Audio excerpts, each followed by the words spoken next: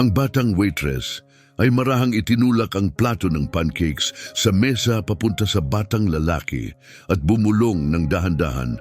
Tulad ng dati, "Sweetie, libre ito."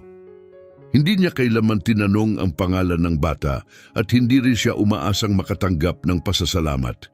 Pero sa umagang iyon, may kakaibang nangyari. Tumahimik ang buong kapitbahayan nang dumating ang apat na makinang na itim na SUV sa harap ng diner. Mula sa isa sa mga sasakyan ay bumaba ang isang lalaking naka-uniforme militar, hawak ang isang maingat na tiniklop na liham. Walang nakakakilala sa kanila. Ngunit sa paglabas ng isang babae mula sa sasakyan, napahinto ang lahat. Maligayang pagdating sa QH. Tuklasin natin ang katotohanan sa likod ng sandaling iyon. Si Marilyn Perez, 29 na taong gulang, ay waitress sa Paula's Diner, isang maliit at maaliwalas na kainan sa pagitan ng tindahan ng mga gamit at isang laundry shop sa isang tahimik na bayan sa Kansas. Ang kanyang araw-araw na gawain ay paulit-ulit. Gigising bago sumikat ang araw, maglalakad ng 3 kanto papunta sa diner, magsusuot ng luma at kupas na asul na apron at tatanggapin ang mga suki na may ngiting nagtatago ng malalim na lungkot. Nakatira siya mag-isa sa maliit na isang bedroom na apartment sa itaas ng lokal na botika. Ang nag-iisa niyang mga larawan ng pamilya ay kupas at baluktot na ang mga gilid. Namatay ang kanyang ama nung siya'y 15 at sumunod ang kanyang ina pagkalipas ng 2 taon. Ang tiyahin niyang nag-alaga sa kanya ay lumipat na sa Arizona dahil sa arthritis, kaya si Marilyn ay naiwan na lang na umaasa sa paminsang liham o tawag tuwing holiday. Isang Martes ng umaga sa unang bahagi ng Oktubre, napansin ni Marilyn ang isang batang lalaki.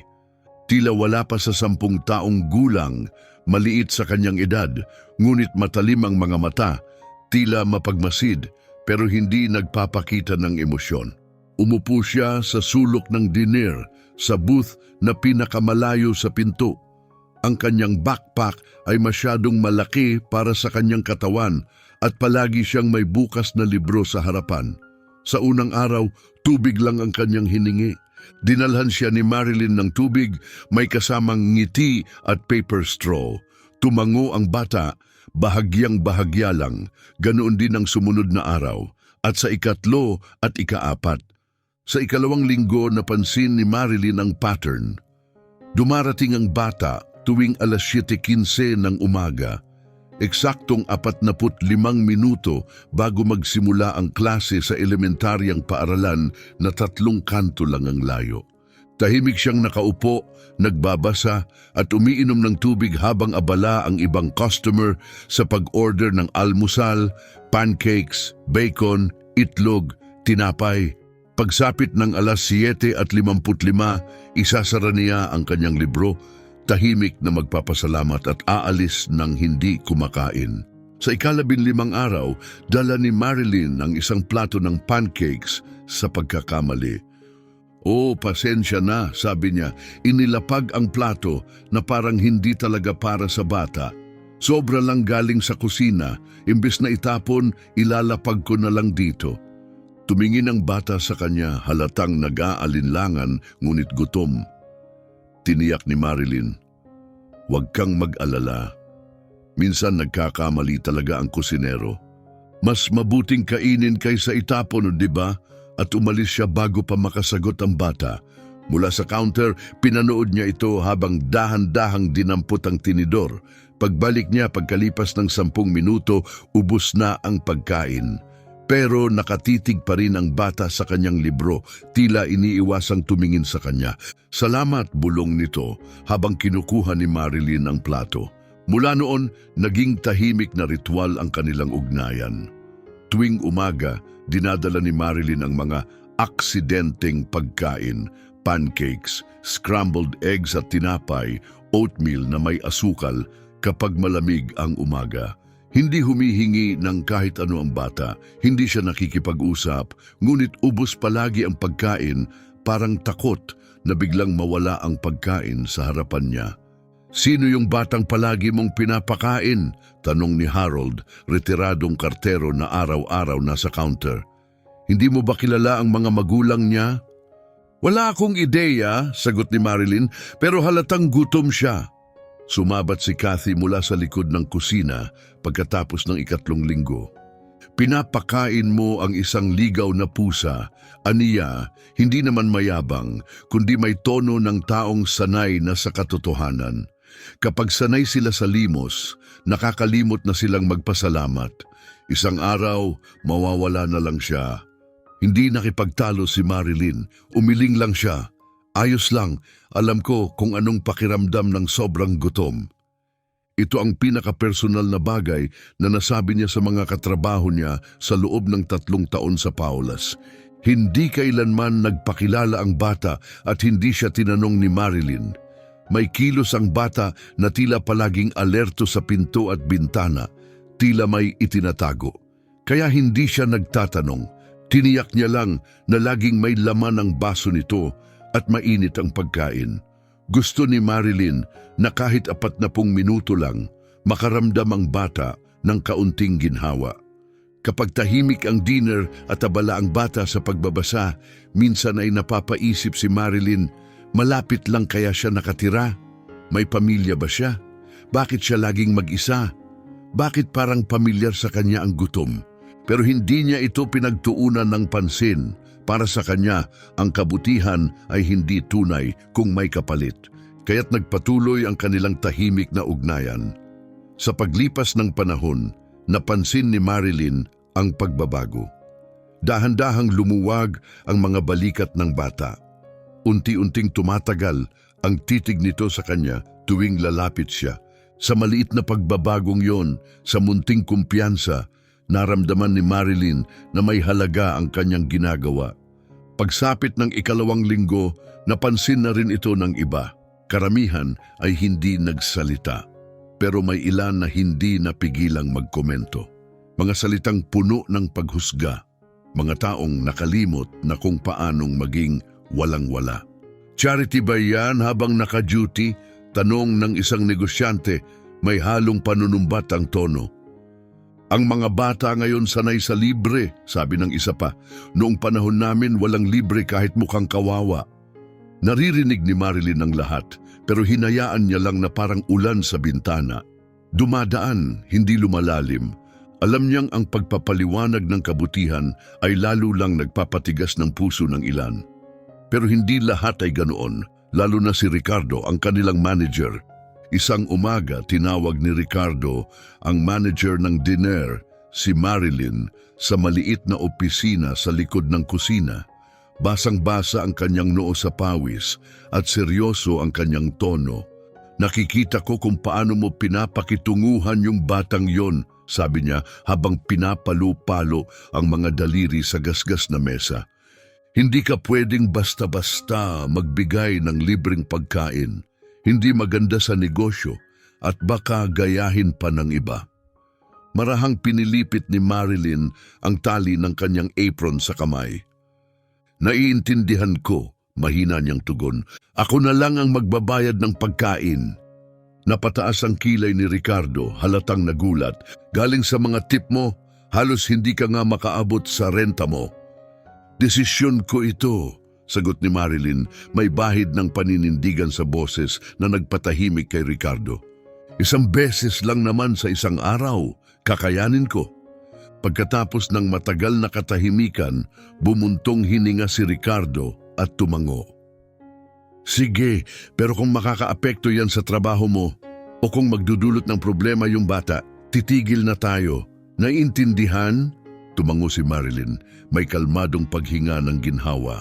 Inaasahan niya ang isang babala o baka nga matanggal siya.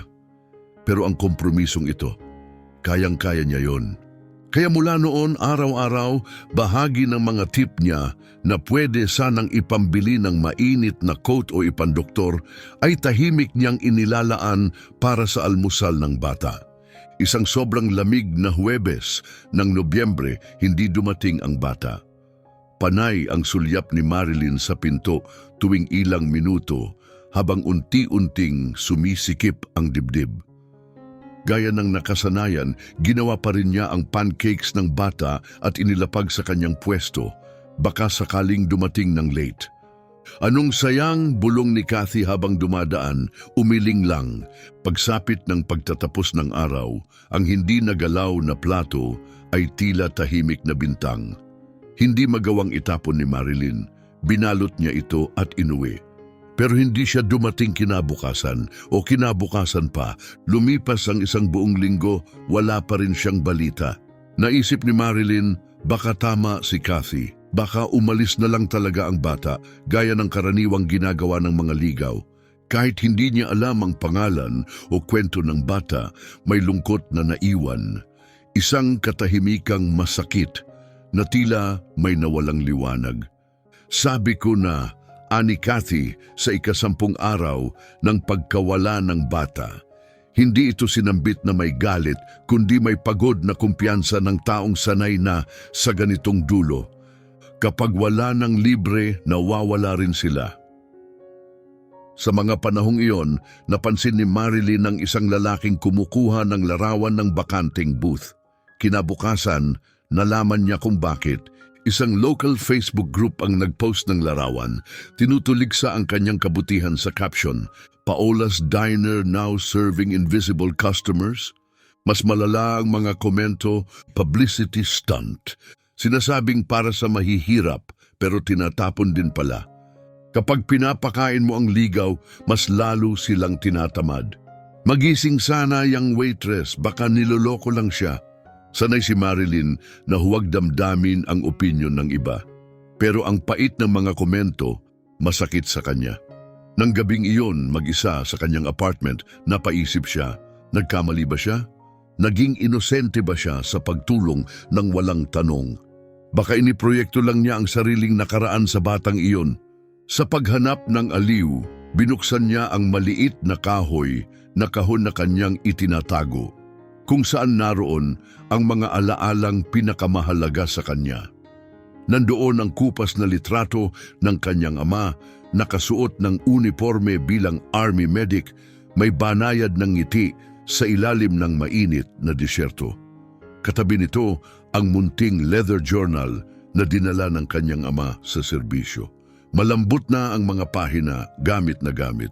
Binuklat niya ang isang pamilyar na pahina. "Nakahati ako ng kalahating rasyon sa isang batang lokal ngayon." Sabi ni Johnson, "Baliw daw ako, baka raw ipagkanulo kami ng bata." Pwede. Pero yung tingin niya sa pagkain, ganon din ang tingin ko noon sa nanay nang ibinigay niya sa akin ang huling piraso ng tinapay noong mga taong gipit. Ang paghati ng tinapay, hindi ka pinapahirap. Pero kapag nakalimutan mong magbahagi, yung gutom na yon mananatili sa puso mo habang buhay. Dahan-dahang hinaplos ni Marilyn ang sulat ng kanyang ama. At sa sandaling iyon, alam na niya, hindi mo kailangang malaman ang pangalan o kwento ng isang tao para makilala ang gutom, sa tiyan man o sa puso. Ang gutom ay humihingi ng pagkain, hindi ng paghuhusga. Walang nakakaalam kung sino ang bata, walang nakakaalala sa nagpakita ng kabutihan. Pero tuwing umaga, kahit sandali lang, may isang taong umaalis sa diner na hindi nagutom. Kung naniniwala kang ang munting kabutihan ay may saysay, mag-type ng pag-asa sa mga komento.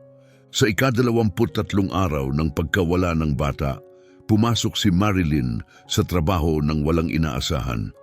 Tumingin pa rin siya sa pinto sa alas 7:15, isang nakasanayang galaw. Pero ang dating pananabik ay naging tahimik na pagtanggap. Ganun pa man, naghanda siya ng isang maliit na plato ng pancakes sakaling dumating siya at inilapag sa karaniwang mesa. 9:17 ng umaga, nagbago ang lahat. Ang una niyang napansin ay ang biglang katahimikan ng diner. Nakita niyang pumapasok sa paradahan ang 4 na itim na SUV na may plaka ng pamahalaan. Gumalaw ang mga sasakyan na parang sinanay, bumuo ng kalahating bilog sa harap ng gusali. Sa loob, napatigil ang usapan. Ang mga tinidor tumigil sa ere. Sa labas, huminto ang mga tao sa kalsada, nanonood sa pagkagulat habang bumaba ang mga lalaking nakauniporme at pumila sa tabi ng mga sasakyan. Pagkatapos, mula sa nangungunang sasakyan, bumaba ang isang lalaki. Matangkad, may awtoridad. Kahit hindi mo pa nakikita ang mga medalya sa kanyang dibdib, ramdam mo ang bigat ng kanyang presensya. Sunog ng araw at taon ng serbisyo ang bakas sa kanyang mukha. Naka-formal military dress uniform, puno ng dekorasyon. Saglit niyang sinuri ang diner, saka dumiretso sa pinto, kasama ang dalawang mas batang opisyal. Tumunog ang kampana sa pinto, malakas at malinaw sa gitna ng katahimikan habang sila'y pumasok. Lumabas si Ricardo mula sa opisina, inaayos ang kanyang kurbata gamit ang nanginginig na kamay. Mas mataas kaysa karaniwan ng kanyang boses nang lapitan niya ang mga dumating. May maitutulong ba ako, mga Ginoo? Inalis ng mas matandang opisyal ang kanyang sombrero. Hinanahanap ko ang isang empleyado rito. Ang pangalan niya ay Marilyn. Tahimik na tahimik ang buong diner. Narinig ni Marilyn ang mahinang ugong ng refrigerator sa likod ng counter. Lahat ng mata ay tumingin sa kanya habang lumapit siya, hawak pa rin ang pot ng kape. Ako si Marilyn, anya, sinusubukang magmukhang kalmado kahit tuyo ang kanyang lalamunan. Bahagyang lumambot ang mukha ng opisyal. Marilyn Perez. Bahagyang tumango si Marilyn at marahang inilapag ang pot ng kape sa counter bago pa siya mabisto ng kanyang nanginginig na mga kamay. Ako si Colonel David Reeve, sabi nito, United States Army Special Forces Command. Kinuha niya mula sa kanyang uniforme ang isang maayos na sobre, opisyal at seryoso ang itsura. Narito ako dahil sa pangakong binitiwan ng isa sa mga tauhan ko bago siya namatay. Inilahad niya ang sobre sa kanya. Isang liham ito mula sa General ng Special Forces Operations. May mensahe rin ako mula sa ama ni Roberto. Roberto, ulit ni Marilyn naguguluhan. Hindi pamilyar ang pangalan, pero hindi rin walang halaga. Yung batang pinapakain mo nitong mga nakaraang buwan, paliwanag ni Colonel Reeves. Buong pangalan niya ay Roberto Romero. Ang ama niya ay si Master Sergeant James Romero, isa sa pinakamagaling na sundalong nakasama ko. Was, ang salitang iyon ay parang suntok sa dibdib ni Marilyn. Hindi ko maintindihan, sambit niya, hindi pa inaabot ang sobre. Maayos ba si Roberto? Ligtas siya, sagot ng Colonel. Nakatira na siya ngayon sa kanyang mga lolo't lola sa Colorado. Pero halos 3 buwan, pumupunta siya rito tuwing umaga bago pumasok sa paaralan. Nakadeploy noon ang kanyang ama sa isang classified na misyon. Biglang nag-click lahat kay Marilyn, ang katahimikan ni Roberto, ang pagiging mapagmatsyag, ang gutom na lampas sa pagkain. Ang hindi alam ni Sergeant Romero, patuloy ng Colonel, ay iniwan ng asawa niya si Roberto pagkalis niya. Basta na lang umalis. Natakot si Roberto at masyado siyang proud para magsumbong. Ayaw niyang mapalayo sa kanilang bahay, kaya ginawa niya ang lahat para mabuhay mag-isa gamit ang kakaunting perang inipon ng kanyang ama. Pinagkasya niya ito hanggat kaya. Isang mahinang bulungan ang kumalat sa diner. Hindi makapaniwala ang lahat, masakit ang katotohanan. Nanikip ang lalamunan ni Marilyn habang iniisip ang batang si Roberto. Mag-isang humaharap sa mundo, umaasang babalik ang isang amang hindi na makakauwi. 2 buwan na ang nakalilipas nang mamatay si Sergeant Romero sa Afghanistan, sabi ng Colonel. Matatag ang kanyang tinig, ngunit mabigat. Bago siya namatay, iniwan niya ang liham na may malinaw na utos. Kung may mangyari sa kanya, hanapin ang babaeng nagngangalang Marilyn sa diner. Ang babaeng tiniyak na nakakakain ang kanyang anak araw-araw nang walang tanong. Binuksan niya ang sobre at inilabas ang papel, medyo kupas na sa kakabaluktot. Kung hindi ako makabalik, Isinulat ni Romero, pakihanap ang babaeng pinapakain si Roberto. Ikinwento niya ito sa akin na hindi siya tinanong, hindi pinaramdam na kaawa-awa. Binigyan lang siya ng almusal araw-araw na parang mahalaga siya. Sabihin mo sa kanya, hindi lang siya nagpakain sa isang bata. Ibinigay niya ang dignidad ng anak ko. Pinangalagaan niya ang diwa ng anak ng isang sundalo. Nanginginig ang kamay ni Marilyn habang inaabot ang liham, naluluha na ang kanyang mga mata. Patuloy ang pagsasalita ng Colonel, pero tila nagiging malayo ang boses, parang galing sa kabilang kwarto. Ang liham na yan ay binasa sa memorial ni Sergeant Romero, anya. Matapos marinig namin ang sinabi ni Roberto tungkol sa iyo, ginawa naming misyon ng hanapin ka upang iparating ang aming pasasalamat. Ang ginawa mo na hindi mo alam kung sino siya, napakahalaga sa amin. Tahimik pa rin ang buong dinner, pati ang mga dating nanlait sa kabutihan ni Marilyn ay tila natulala, puno ng guilt at pagkamangha. Tumindig ng tuwid si Colonel Reeves at nagbigay ng matikas na saludo, isang bihirang galang lalo na sa mga sibilyan. Sa kanyang likuran, sinundan siya ng bawat sundalo. Sa nangalan ng United States Army Special Forces, sa ngalan ng mga kapatid ni Sergeant Romero sa serbisyo, at higit sa lahat sa ngalan ni Roberto. Salamat sa iyo. Hindi nakagalaw si Marilyn. Hawak niya ang liham. Isang huling mensahe mula sa ama patungo sa tahimik na tagapagtanggol ng kanyang anak. Ang mga simpleng bagay na ginawa niya, isang platong pancakes, mainit na itlog, basong gatas at isang ngiti ay naging pag-asa at dignidad para sa isang batang naiwan. Hindi ko alam, bulong niya. Gusto ko lang hindi siya magutom. Tumango ang Colonel. Minsan, Miss Perez, sapat na ang ganon. Minsan, ang pinakamakapangyarihang kabutihan ay ang pagpapakain sa isang bata nang hindi kailangang itanong kung bakit siya gutom. Sa labas, tila sabay-sabay, itinaas ng lahat ng sundalo sa labas ang kanilang kamay sa huling paggalang. Sa loob, tumayo ang lahat ng customer sa diner, matahimik, puno ng paggalang. Sa sandaling yon, si Marilyn, ang tahimik na babaeng halos hindi napapansin ng mundo, ay nasa gitna ng isang bagay na mas malaki kaysa sa kanya. Sa kanyang kamay ay isang liham, isang pasasalamat mula sa isang ama na malayo sa tahanan.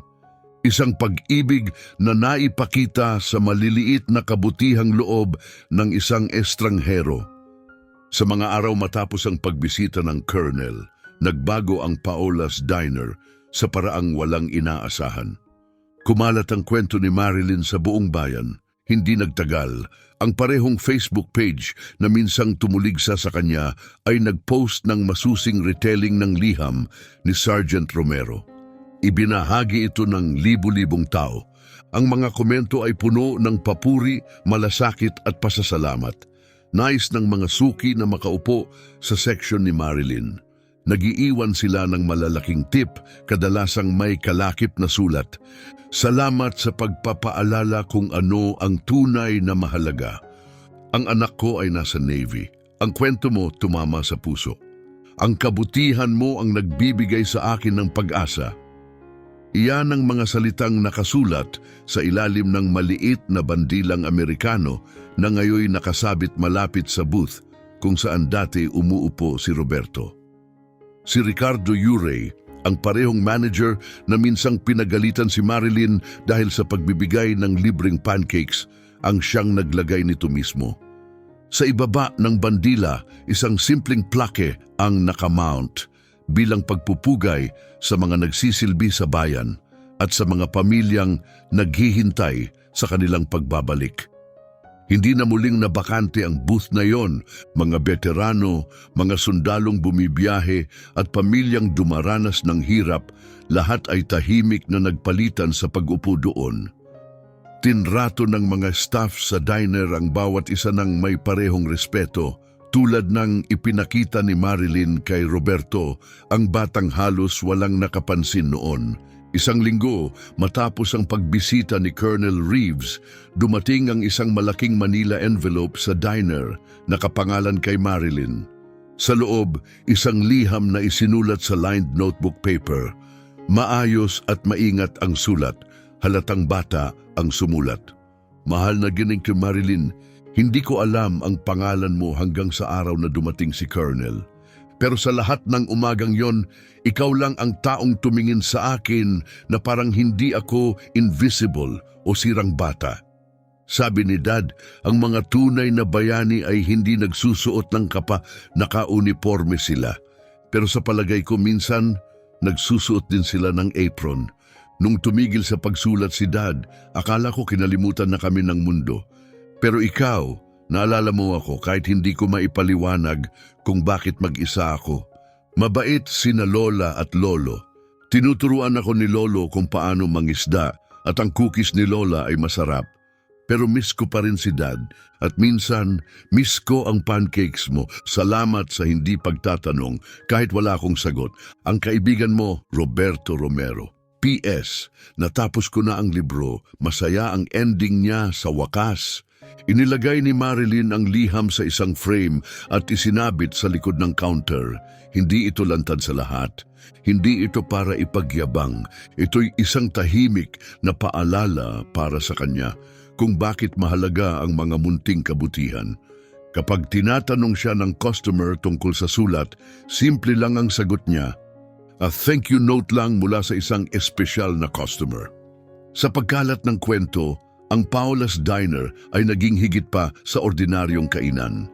Ang kwento ng tahimik na kabutihan ni Marilyn ay umabot sa mga military communities sa iba't ibang dako. Mga sundalong bumibiyahe ay dumaraan talaga para makapunta. Ilan ay nagiiwan ng mga unit patch, challenge coin o military pin, mga simbolo ng paggalang. Itinambak ito ni Marilyn at ng team sa isang bulletin board sa likod ng counter. Isang lumalaking mosaic ng pasasalamat mula sa buong bansa. 3 buwan matapos ang pagbisita ng Colonel, dumating ang isang grupo ng mga batang estudyante sa diner matapos ang field trip. Isang batang babae, habang pinapanood si Marilyn na nagre-refill ng baso, ay nagtanong, "Sabi ng daddy ko, bayani ka raw. Totoo po ba yon?" Ngumiti si Marilyn, yumuko at tinignan ng bata sa mata.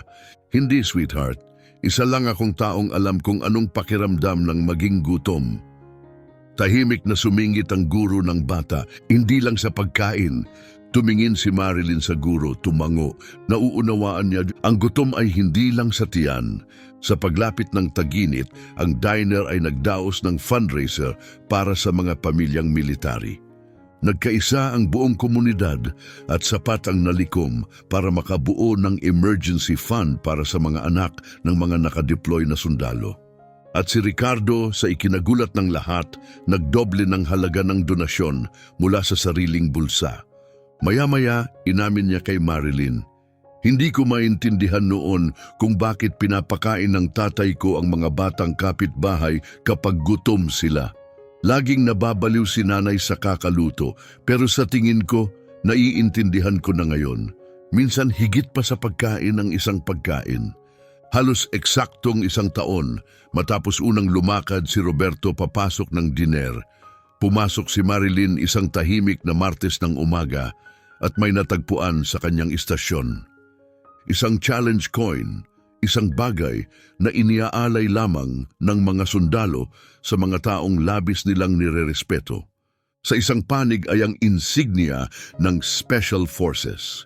Sa kabila, isang pasadyang ukit, semper memor, always remembering.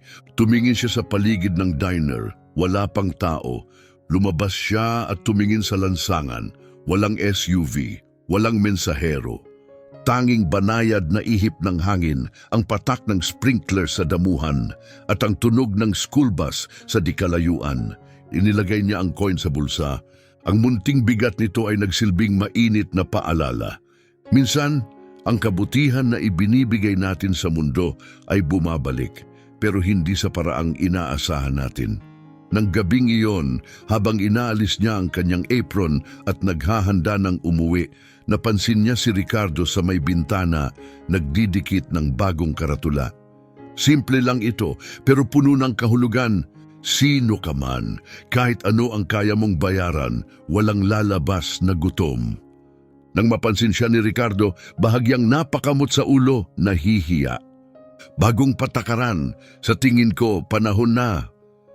Ngumiti si Marilyn, walang kailangang talumpati, walang ingranding deklarasyon. Isang tahimik na pagkakaunawaan lang na ang kabutihang walang paghuhusga ay sapat. Na ang pagtugon sa gutom ng kapwa sa kung anong tunay nilang kailangan ay maaring magbago ng lahat. Habang naglalakad si Marilyn pauwi, sa ilalim ng mahinang liwanag ng dapit hapon, nakapasok pa rin sa kanyang bulsa ang coin. Naalala niya si Roberto. Inisip niyang baka ito'y nasa Colorado, nangingisda, inaalala ang kanyang ama at bitbit ang pag-asang kahit sa mga pinakamadilim na yugto ng buhay, may mga taong nagmamalasakit. Mga taong hindi naghahanap ng kapalit, hindi lahat ng tumutulong ay kailangang nasa spotlight. Minsan sapat na ang kaalamang hindi nagutom ang isang tao ngayong araw. At ang munting kabutihang iyon, maaring baguhin ang takbo ng isang buhay. Maaring makalimutan mo ang kwentong ito sa mga susunod na araw. Pero ang mga ganitong kwento ay kailangang ikwento. Dahil kapag walang nag-alala sa kanila, ang kabutihan ay magiging bulong na maliligaw sa panahon. Mag-subscribe kung saan binibigyang parangal ang tahimik na mga bayani, ang mga tagapagtanggol ng katarungan, tagapagbigay ng malasakit at tagapag-ingat ng alaala.